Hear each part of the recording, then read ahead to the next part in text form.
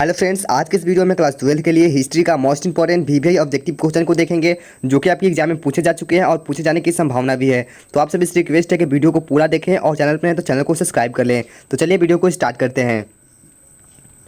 आज का पहला क्वेश्चन है, जीवक वैद्य किस वंश के काल में था? जीवक वैद्य किस वंश के काल में था?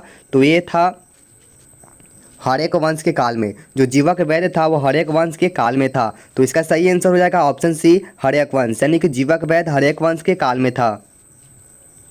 2 नंबर क्वेश्चन है, अपने स्वयं के खर्च से सुदर्शन झील की मरम्मत किसने कराई? अपने स्वयं के खर्च से सुदर्शन झील की मरम्मत किसने कराई? तो इसका सही आंसर हो जाएगा ऑप्शन सी, रुद्रदामा ने, यानी कि जो अपने स्वयं के खर्च से रुद्रदामा ने सुदर्शन झील की मरम्मत करवाई थी। किसने करवाई थी? रुद्रदामा ने करवाई थी।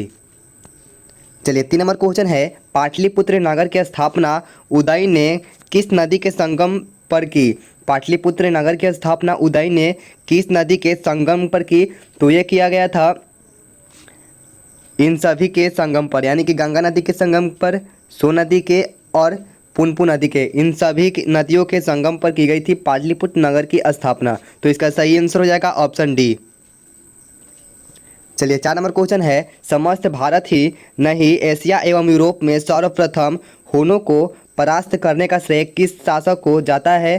तो इसका सही आंसर हो जाएगा ऑप्शन बी, स्कंद गुप्त को, यानी कि समस्त भारत ही नहीं एशिया एवं यूरोप में सर्वप्रथम हुनों को परास्त करने का श्रेय स्कंद गुप्त को जाता है। इसका सही आंसर रहा ऑप्शन बी।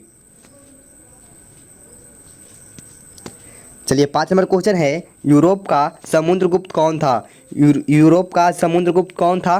तो ये था नेपालियन। नेपालियन यूरोप का समुद्रगुप्त था। कौन था? नेपालियन था यूरोप का समुद्रगुप्त।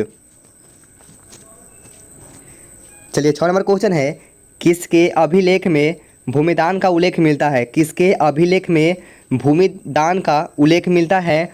तो ये है प्रभावती गुप्त। प्रभावती गुप्त के अभिलेख में भूमिदान का उल्लेख मिलता है। तो इसका सही आंसर हो जाएगा ऑप्शन सी, प्रभावती गुप्त के। चलिए 7 नंबर क्वेश्चन है, भूमि अनुदान से संबंधित प्रथम अभिलेखीय प्रमाण किसका है? भूमि अनुदान से संबंधित प्रथम अभिलेखीय प्रमाण किसका है? तो ये है सातवाहन काल का। सातवाहन काल का है भूमि अनुदान से संबंधित प्रथम अभिलेखीय प्रमाण, ठीक है, सातवाहन काल का। चलिए 8 नंबर क्वेश्चन है, 8 नंबर क्वेश्चन है, 510 ईस्वी में सती प्रथा के साक्ष्य वाला प्रथम अभिलेख कहाँ मिला है? सती प्रथा के साक्ष्य वाला प्रथम अभिलेख कहाँ मिला है? तो ये मिला है एरन सागर में, ठीक है, एरन जो है सागर है उसी में मिले हैं 510 ईस्वी में सती प्रथा के साक्ष्य। तो इसका सही आंसर हो जाएगा ऑप्शन ए, एरन। चलिए 9 नंबर क्वेश्चन है, अशोक ने महेंद्र और संघमित्रा को बौद्ध धर्म के प्रचार के लिए कहाँ भेजे थे? अशोक ने महेंद्र और संघमित्रा को बौद्ध धर्म के प्रचार के लिए कहाँ भेजे थे? तो ये भेजे थे श्रीलंका। श्रीलंका भेजे थे। अशोक ने महेंद्र और संघमित्रा को बौद्ध धर्म के प्रचार के लिए श्रीलंका में भेजे थे। तो इसका सही आंसर हो जाएगा ऑप्शन ए, श्रीलंका। चलिए 10 नंबर क्वेश्चन है, किस विद्वान ने मात्र अभिलेखों के आधार पर अशोक का इतिहास लिखने का सलाह प्रयास किया है? तो ये थे देवदत्त रामकृष्ण भंडारकर। देवदत्त रामकृष्ण भंडारकर थे जिन्होंने विद्वान ने मात्र अभिलेखों के आधार पर अशोक का इतिहास लिखने का सलाह प्रयास किया था। किसने? देवदत्त रामकृष्ण भंडारकर। 11 नंबर क्वेश्चन है, मौर्य कला का निम्न में से कौन सर्वाधिक महत्वपूर्ण नमूना है? मौर्य कला का निम्न में से कौन सर्वाधिक महत्वपूर्ण नमूना है? तो ये है स्तंभ। स्तंभ जो है वो मौर्य कला का सबसे महत्वपूर्ण नमूना है। कौन है? स्तंभ है। तो इसका सही आंसर हो जाएगा ऑप्शन डी, स्तंभ। 12 नंबर क्वेश्चन है, गुप्तों के काल में कौन चीनी यात्री भारत आया? गुप्तों के काल में कौन चीनी यात्री भारत आया था? तो यह आया था फाहान। फाहान जो था चीनी यात्री था और गुप्तों के काल में भारत आया था। तो इसका सही आंसर हो जाएगा ऑप्शन बी। ये देखिए क्वेश्चन बहुत ही इंपॉर्टेंट है और पूछी भी जा चुकी है। चलिए अगला क्वेश्चन देखते हैं। 13 नंबर क्वेश्चन आता है, मेघास्नीज भारत में किसके दरबार में आया। जो मेघास्नीज था वो भारत में किसके दरबार में आया था, तो ये आया था चंद्रगुप्त मौर्य के। किसके दरबार में आया था, तो ये आया था चंद्रगुप्त मौर्य के दरबार में आया था मेघास्नीज भारत में। ठीक है, चलिए अगला क्वेश्चन है, समुद्रगुप्त की जानकारी होती है। समुद्र गुप्त की जानकारी होती है, तो ये होती है ऐहोल अभिलेख से। किसके अभिलेख से, ऐहोल अभिलेख से समुद्रगुप्त की जानकारी होती है। तो इसका सही आंसर हो जाएगा ऑप्शन डी, ऐहोल अभिलेख से समुद्रगुप्त की जानकारी होती है। ठीक है, चलिए नेक्स्ट क्वेश्चन देखते हैं।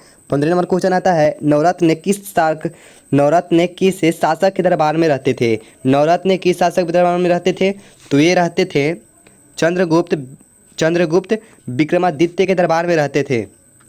चंद्रगुप्त विक्रमादित्य के दरबार में रहते थे कौन, नवरत्न रहते थे। इसका सही आंसर हो जाएगा ऑप्शन डी, चंद्रगुप्त विक्रमादित्य के। चलिए 16 नंबर क्वेश्चन है, अभिज्ञान शकुंतलम के रचनाकार हैं। अभिज्ञान शकुंतलम के रचनाकार कौन है, तो इसके रचनाकार हैं कालिदास। कालिदास जो हैं अभिज्ञान शकुंतला के रचनाकार हैं। तो इसका सही आंसर हो जाएगा ऑप्शन ए, कालिदास। चलिए अगला क्वेश्चन आता है, प्राचीन भारत में अभिलेख की शुरुआत किस शासक ने की। प्राचीन भारत में अभिलेख की शुरुआत किस शासक ने की, तो ये किया था अशोक ने।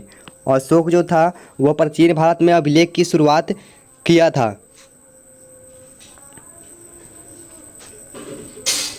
चलिए 18 नंबर क्वेश्चन है, किस शासक को प्रियदर्शी कहा गया है। किस शासक को प्रियदर्शी कहा गया है, तो इसका सही आंसर हो जाएगा ऑप्शन ए, अशोक को। अशोक को प्रियदर्शी कहा गया है। अशोक जो था वो शासक था जिसको प्रियदर्शी कहा गया है। तो इसका सही आंसर हो जाएगा ऑप्शन ए, अशोक।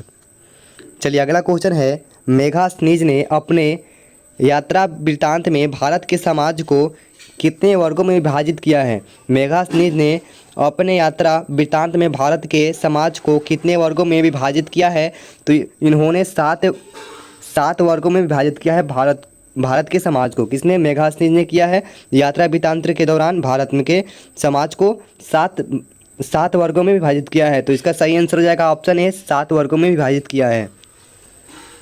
चलिए अगला क्वेश्चन है, एलोरा में कैलाश मंदिर किस राजवंश ने निर्मित कराया। एलोरा में कैलाश मंदिर किस राजवंश ने निर्मित कराया, तो ये थे राष्ट्रकूट जो थे उन्होंने एलोरा में कैलाश मंदिर का निर्मित करवाया था। किसने करवाया था, राजपूतों ने करवाया था। चलिए अगला क्वेश्चन है, पुराणों की संख्या कितनी है। पुराणों की संख्या कितनी है, तो पुराणों की संख्या है 18। पुराणों की संख्या कितनी है, तो 18 है पुराणों की संख्या। तो इसका सही आंसर हो जाएगा ऑप्शन बी, 18। यह क्वेश्चन बहुत इंपॉर्टेंट है। अगला क्वेश्चन है, तक्षशिला विश्वविद्यालय कहाँ स्थित है। तक्षशिला विश्वविद्यालय कहाँ पर स्थित है, तो ये स्थित है पाकिस्तान में। पाकिस्तान में स्थित है तक्षशिला विश्वविद्यालय। तो इसका सही आंसर हो जाएगा ऑप्शन ए, तक्षशिला विश्वविद्यालय पाकिस्तान में स्थित है। चलिए आज का लास्ट क्वेश्चन है, थंब की शुरुआत किसने की थी। थंब की शुरुआत किसने की थी, तो इसका शुरुआत किया था अशोक ने। थंब की शुरुआत किसने की थी, तो अशोक ने की थी थंब की शुरुआत। तो दोस्तों आज के लिए बस इतना ही। वीडियो पसंद नहीं है तो लाइक करें, दोस्तों के साथ शेयर करें और चैनल पर हैं तो चैनल को सब्सक्राइब कर लें।